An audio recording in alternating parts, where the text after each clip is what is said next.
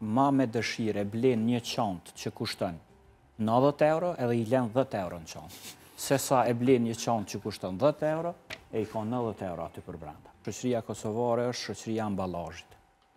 I shohëm në për trende jo veç të këtij organizimi jetësor. Domethënë, më e rëndësishme është sipërfaqësorja se përmbajtja. Njëri që investon në mija euro në darsëm edhe nuk e ka të planifikuar për mbajtjen e darsmës, si sa Miloti çka pas mujt mjaltit. Një koncept caktum tregon që na ndikohem shumë nga të tjerët. Njeriu si qenie njerëzore është e ndikueshme deri në një masë caktuar, sepse ndikohem edhe prej lajmit, ndikohem edhe prej trendit, ndikohem prej gjërave të ndryshme që na rrethojnë. Mirë, po kur të vjen puna për me vendos për gjëra jetësore që janë bazike, siç është martesa, duhet të shikojmë modelet më të duhura të martesës.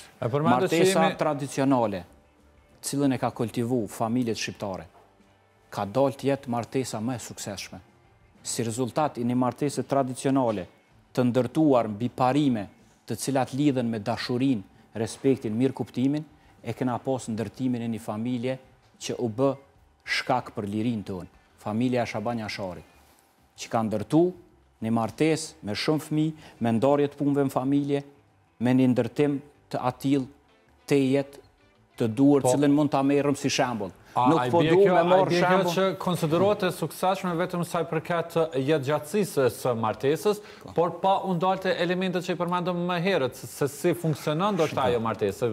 Mund të zgjatur ndoshta përjetësisht, por raporti mes çiftit edhe problemi ndoshta mund të jenë në të njëjtën kohë ekzistente vazhdimisht. Shiko, kam 50 vite martesë të prindërve të mi, cilët nuk kanë bë pushime në Turqi, të cilët nuk ja kanë blenë njëri tjetrit çantën Louis Vuitton, si kanë pas kushtet.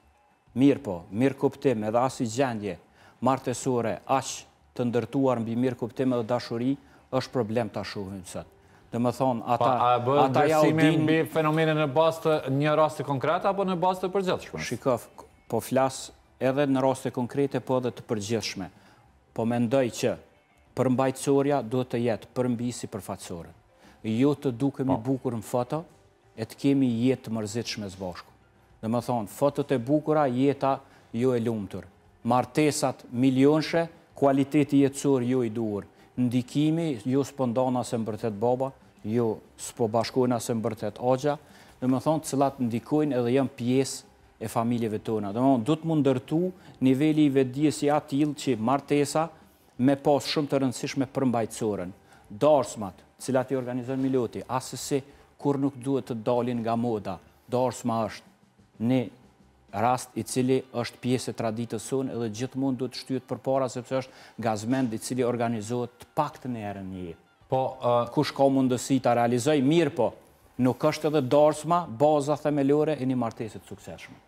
Do të kryen disa gjëra para planifikim për me pas edhe darsma hijeshin e vet, edhe ata çiftet me nejt të buzëqeshura e jo me ato mimikat cilat i pretendojmë ne që edhe gjatë darsmës kanë domethënë divergjenca. Në çfarë aspekte vjen në theks ky ambalazh që ne e krijojmë si shoqëri? Po që ta marr një shembull shumë të thjeshtë. Njëri ma me dëshire blen një qantë që kushton 90 euro edhe i len 10 euro në qantë. Se sa e blen një qantë që kushton 10 euro e i ka 90 euro aty për brenda. Psikologjikisht, se këtu janë edhe çështje psikologjike dhe sociologjike, ne kemi dëshirë me shpërfaq diçka të mirë që pjesa e tjetër më na po neve me një status të veçantë. Edhe darsma kur po thot Miloti e porositin atë turtër shumë të madhe. Ajo është një lloj dëshire për me u përmend se çfarë statusi pat ndarsëm çifti me një turte masive të papar më herët. Ose me një velo të shtrejt 10.000 diçka euro ose kështu. Për veti do të doja një bashkëshorte të mirë me cilën përshtatëm dhe një darsëm modeste.